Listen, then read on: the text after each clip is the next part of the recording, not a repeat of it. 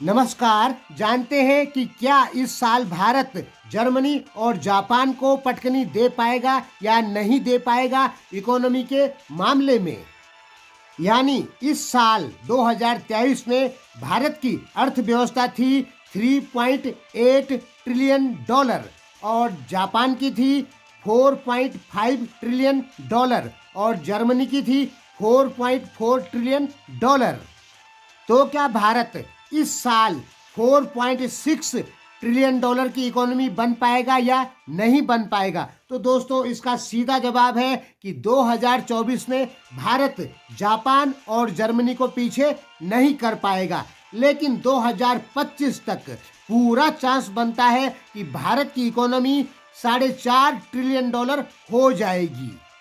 Japan की अर्थव्यवस्था की ग्रोथ रेट देखेंगे तो दोस्तों इस साल जापान की अर्थव्यवस्था 0% आगे बढ़ेगी, यानी अर्थव्यवस्था आगे नहीं बढ़ने वाली। सकल घरेलू उत्पादन जापान का नहीं बढ़ेगा, यानी 2025 में जापान का सकल घरेलू उत्पादन 4.6 ट्रिलियन डॉलर ही रहेगा और जर्मनी की अर्थव्यवस्था 1.2% की दर से आगे बढ़ रही है, यानी जर्मनी थोड़ा आगे बढ़ेगा। हो सकता है जर्मनी जापान को ओवरटेक कर दे, लेकिन भारत इस साल जर्मनी और जापान को पीछे नहीं कर पाएगा।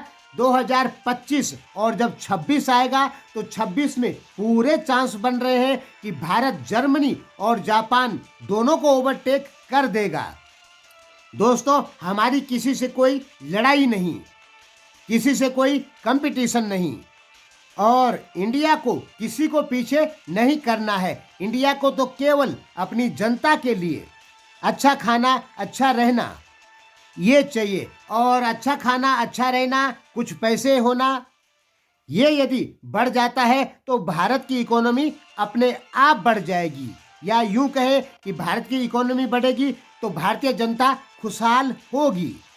लेकिन फिलहाल 2024 में भारत जर्मनी और जापान को पीछे नहीं कर पाएगा, लेकिन भारत का सकल घरेलू उत्पादन 4.5 ट्रिलियन डॉलर पहुंच सकता है 2024 लास्ट दिसंबर तक। इसकी पूरी संभावनाएं हैं। धन्यवाद।